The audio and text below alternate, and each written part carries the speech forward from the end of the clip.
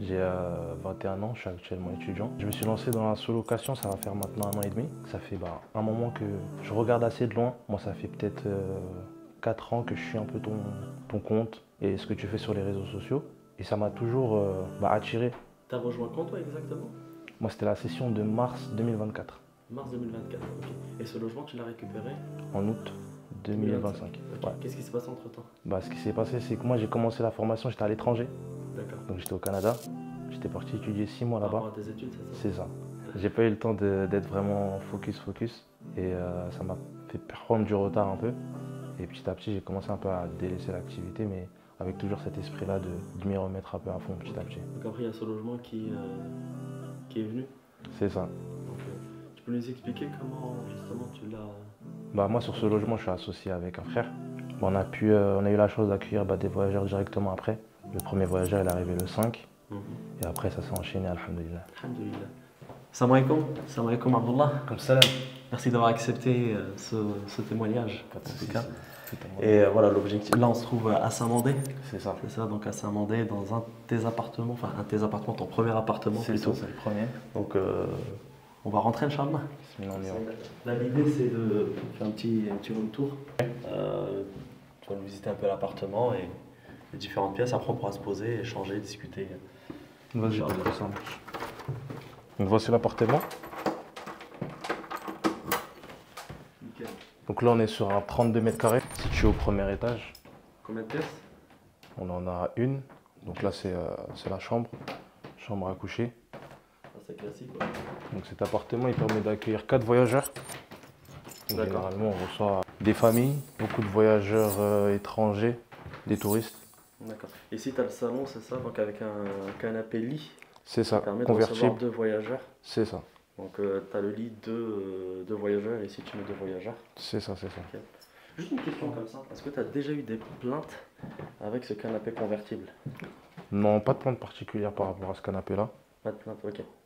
C'est important parce que souvent, voilà, on nous parle de plaintes concernant ces canapés, le confort, etc. Après, c'est quoi, c'est un Ikea? C'est ça. Ok. Encore le Ikea, à la limite, ça passe. Parce que j'ai vu d'autres modèles où justement il y avait pas mal de plaintes. Ok, donc là on a le séjour C'est avec ça. la télé. Et là, tout de suite, sur notre droite, on a la cuisine. Finalement, voilà, c'est un petit logement cosy, hein. Donc là, comme vous pouvez le constater, donc le logement il est un peu, voilà, il y a un peu des affaires un peu partout. Il a fallu qu'on demande à ton voyageur de quitter les lieux, même si son check-out c'est demain. Et donc il l'a gentiment accepté pour qu'on puisse justement tourner dans le logement. Donc voilà, et la dernière pièce finalement, c'est la salle de bain. Voilà. Classique, hein. Donc avec toilette, salle d'eau, etc. Donc voilà, là on a fait la visite donc, du logement. Donc c'est un petit logement, mais c'est un logement qui correspond parfaitement à la clientèle, hein, finalement, ici. Donc c'est un petit, c'est quoi, c'est un petit, une pièce, un T2, on appelle ça peut-être un T2, donc une chambre plus salon, qui permet d'accueillir 4 voyageurs. Et donc voilà, ça c'est ton tout premier logement, Ouais. finalement. Je l'ai récupéré là il y a un mois. D'accord. Mais avant de parler justement de ce logement, si tu peux te présenter en quelques mots. Donc moi, c'est Abdallah. J'ai 21 ans, je suis actuellement étudiant. Je me suis lancé dans la sous-location, ça va faire maintenant 1 an et demi. C'est une activité que ça fait un moment que je regarde assez de loin. Moi, ça fait peut-être 4 ans que je suis un peu ton compte et ce que tu fais sur les réseaux sociaux. Et ça m'a toujours attiré. D'accord, ok, ça marche. T'as rejoint quand toi exactement? Moi, c'était la session de mars 2024, Mars 2024, ok. Et ce logement, tu l'as récupéré? en août 2025. Ok. Ouais. Qu'est-ce qui s'est passé entre temps? Ce qui s'est passé, c'est que moi, j'ai commencé la formation, j'étais à l'étranger. D'accord. Donc, j'étais au Canada. J'étais parti étudier 6 mois Par là-bas. rapport à tes études, c'est ça? C'est ça. C'était l'occasion pour moi de me retrouver seul et de me focaliser. Ça m'a permis, c'est là que je me suis lancé exactement dans la formation. Donc moi j'étais au Canada, ça m'a permis vraiment de... Déjà, dans un premier temps, t'imprégner, regarder peut-être un peu les vidéos, les différents modules. C'est ça. Et, et de là, après, voilà, commencer réellement à démarcher. Donc, quand est-ce que tu es revenu en France? Moi je suis revenu courant avant le mois de septembre à peu près. 2024? C'est ça. Et là, le souci qui a fait que On a pris du retard sur le projet, c'était les aléas de la vie, hein. J'ai repris les cours, il y a eu des petits problèmes par-ci par-là, il fallait acheter une voiture, acheter ci, acheter ça. Forcément. Donc j'ai pas eu le Après, temps on de voit bien me... que t'es jeune, quoi. C'est ça. Si. J'ai pas eu le temps d'être vraiment focus. Et ça m'a fait prendre du retard un peu. Et petit à petit, j'ai commencé un peu à délaisser l'activité, mais avec toujours cet esprit-là de m'y remettre un peu à fond petit à Ok. petit. Donc après, il y a ce logement qui est venu. C'est ça. Donc, tu peux nous expliquer comment justement tu l'as. Moi, sur ce logement, je suis associé avec un frère.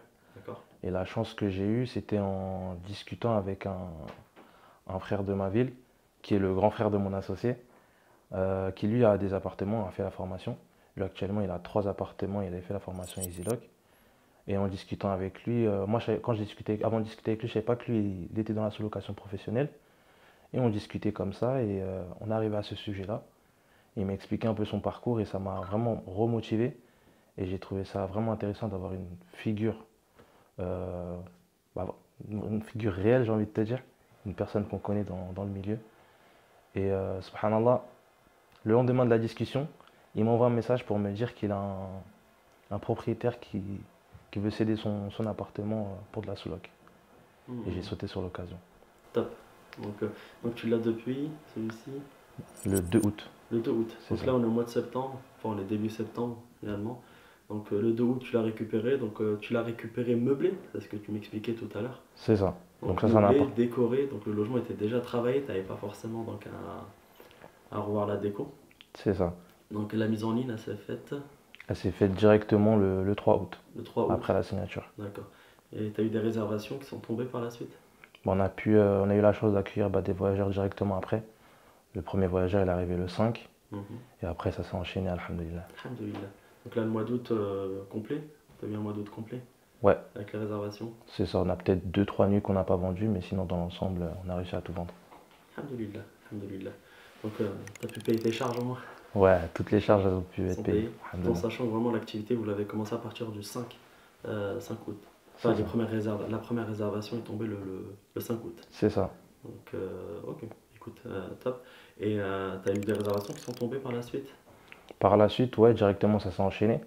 Donc on s'est mis, d'abord on a commencé par Airbnb, Mhm. après on s'est lancé aussi sur Booking et ça s'est enchaîné directement avec des réservations sur septembre. Sur septembre, ok. Là, tu es sur un mois complet pour le mois de septembre au niveau des réservations. Ouais, là le mois de septembre il est booké Ok. et ça va Ce se... que tu me disais tout à l'heure aussi, c'est que le mois d'octobre aussi est booké quasiment, on va dire, à peut-être 90%. C'est ça, Et moi, vraiment, là, ce que je te dis, c'est que c'est pas normal tout de suite, tu vois. Parce que pour moi, voilà, quand tu as des réservations qui tombent trop rapidement euh, sur une période assez longue, c'est que ton prix est bas. Donc le marché, en gros, il a parlé, quoi. Le marché t'a dit que non, le prix il est trop bas. Donc, là, la stratégie, l'objectif, c'est d'augmenter les prix. Parce que si je comprends bien, en fait, ce que tu me dis, c'est que le mois d'août, bah, tu as pu payer tes charges, mais tu n'as pas forcément dégagé de bénéfices. c'est ça. T'as pas forcément dégagé de bénéfices. Pour le mois de septembre, en même temps, tu débutes l'activité, la stratégie, je comprends, hein. Là, dans ta stratégie, tu t'expliquais que voilà, tu débutes sur ton compte Airbnb, donc toi, tu augmentes les prix progressivement, quoi.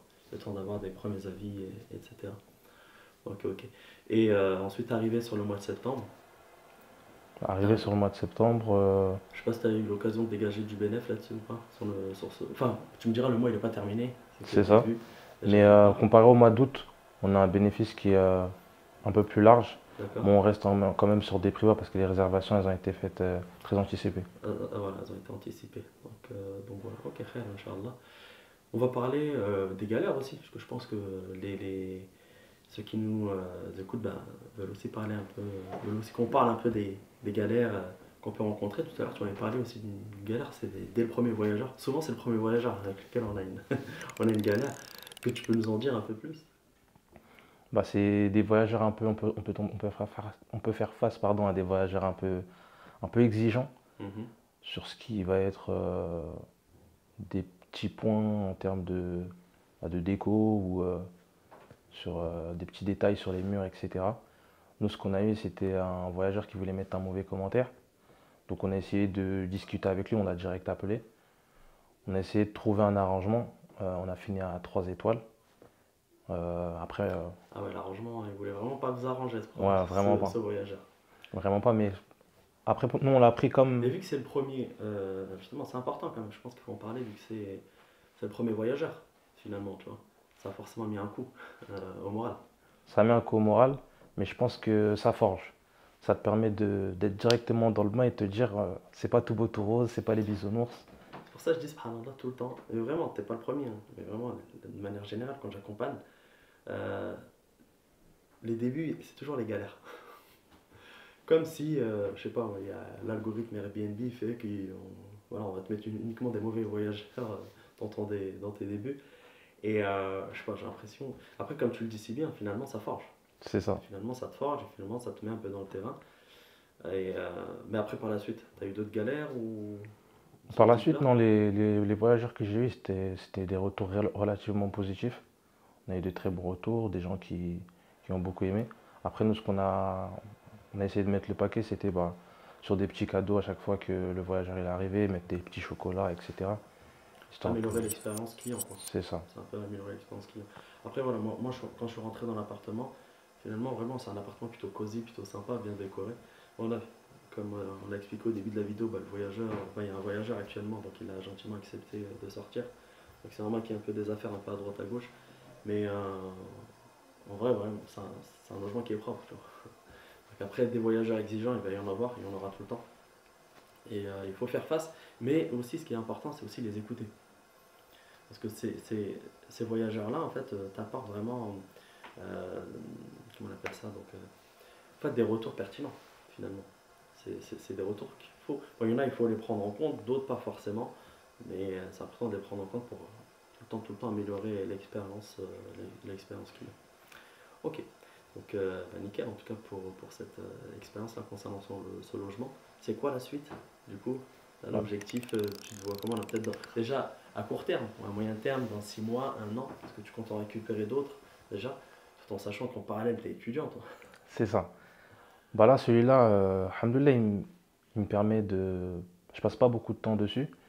On a réussi à automatiser l'activité de sorte à ce que tout se fasse de manière automatique. Donc là, on se focalise dans l'idée assez bien dans cet appartement et petit à petit, on va essayer d'en récupérer un deuxième, un troisième, pourquoi pas un quatrième, Inch'Allah, et Inch'Allah khair. essayer de Donc là monter petit à petit. l'objectif c'est avec cet appartement, je comprends bien, c'est vraiment une prise en main de l'activité quoi. C'est ça. C'est comme une. Comprendre un peu l'écosystème. Parce qu'il y a la Voilà, théorie c'est une chose, voilà. Et quand on est dedans là maintenant, t'apprends finalement, tu vois. Et avec les galères aussi, ça te forge. Et t'avances, t'apprends tes erreurs, et tu prends la main quoi, sur l'activité. Ça te permet de développer. Donc là, l'objectif c'est de développer, donc de récupérer un deuxième, troisième très rapidement, peut-être sur 2025-2026. c'est ça. Tout en restant au mieux opérationnel, efficace et efficient. T'as tout dit là finalement. T'as tout dit, t'as tout dit. En tout cas, merci pour ton retour là, concernant ce logement, aussi concernant ta transparence. Et maintenant, tu sais, il y en a beaucoup qui hésitent à se lancer dans le business de manière générale, hein. Pas forcément l'activité de sous-loc, mais vraiment dans le business. Quel conseil toi tu peux te donner? Parce que dans ma belle, que tu es jeune, tu es encore étudiant, tu as 21 ans, et c'est rare de voir cette jeunesse-là motivée, de dire vas-y, je me lance dans l'entrepreneuriat et prendre ce risque. Est-ce que tu as un conseil à leur donner? C'est marrant que tu me poses cette question, j'en parlais récemment. Mais je trouve que dans cet aspect business, il n'y a pas réellement de bon moment. Moi, longtemps, je me suis dit, il faut que j'attende le bon moment, je ne suis pas assez prêt. Mais en réalité, il faut essayer. Tu vas forcément te casser la bouche, tu vas forcément faire face à des galères, etc. Mais ça fait partie du business et c'est ça qui va te permettre de réussir. Tu as tout dit finalement, effectivement. Parce que quand tu te lances dans le business, c'est vrai qu'on a l'impression, surtout quand on voit un peu les réseaux, que tout est beau, tout est rose, C'est ça. alors que non. Quoi qu'il a, en fait, il faut se préparer psychologiquement, je pense, en amont quand même. Ok, tu vas te lancer dans le business, tu sais que tu vas avoir des galères. Mais c'est pas grave, c'est ces galères-là qui vont te faire grandir. C'est ces galères-là qui vont te forger. Tu vois, tu vas pas aller battre ta première expérience avec le client. Tu aurais pu dire, vas-y, c'est chaud et tout, j'arrête. Enfin, tu aurais pu avoir cet état d'esprit là. Ou sinon, juste en amont, tu penses à toutes ces galères et tu te dis, vas-y, je me lance pas, c'est mort quoi. Et c'est ce que. C'est vrai que ça freine énormément. Et moi, je le dis souvent, c'est vrai que j'ai fait du salariat, j'en ai fait quelques années, et quand j'ai commencé l'entrepreneuriat au bout de la première année, dès la première année, bah voilà, j'ai plus appris sur moi-même que les 8 ans de salariat. Ça forge, tu apprends sur toi. Parce que là, c'est ton business, c'est toi, tu vois, c'est tes galères à toi, c'est pas les galères du patron. Et c'est important ce que tu dis, je te rejoins complètement. Est-ce qu'aujourd'hui tu conseillerais des personnes à rejoindre l'accompagnement EasyLock ou pas forcément? Parce qu'aujourd'hui ça s'est plutôt bien passé pour toi. Si moi, dans l'ensemble, ça s'est très bien passé. C'était un accompagnement de qualité, avec un vrai suivi derrière, que ce soit dans mes avancées ou même en termes de motivation. Ce que j'ai appris et ce que j'ai vraiment retenu de la formation, c'est que la motivation, c'était pas réellement ce qui compte le plus, c'est plus la discipline. Et ça vaut pour tout business. Et c'est vraiment le conseil que j'ai gardé, le plus gros conseil que je retiens de cette formation. La discipline, c'est une dinguerie. Moi je le dis souvent, de toute façon, la motivation, c'est comme ça, hein. Alors que la discipline, t'as pas le choix finalement. Tu y vas. Tu y vas, tu y vas. Bah écoute, barakallah fek Abdullah pour ce petit témoignage. Ouais, Fik. Je pense que ça peut servir à beaucoup. Et je te souhaite que du khair en tout cas pour la suite. Et qu'Allah mette la baraka Amin, à amin. tout ce que tu entreprends. Et franchement, j'ai pas de doute, hein. Ça va bien se passer. Je te lâche pas. Finalement, franchement, il faut juste pas lâcher. Et comme tu l'as si bien dit, la discipline. Vraiment la discipline. Malgré les galères. Malgré ce que tu vas rencontrer comme galère. Sois discipliné. Et après, il faut prendre les bonnes décisions et apprendre. Faut toujours apprendre de ces mésaventures. Donc voilà, c'est une aventure entrepreneuriale. Ça va pas être facile tous les jours, mais tu vas en sortir grandi et c'est toujours mieux que le salariat. Khair, Inch'Allah. Je te remercie. Allah fait, c'est gentil.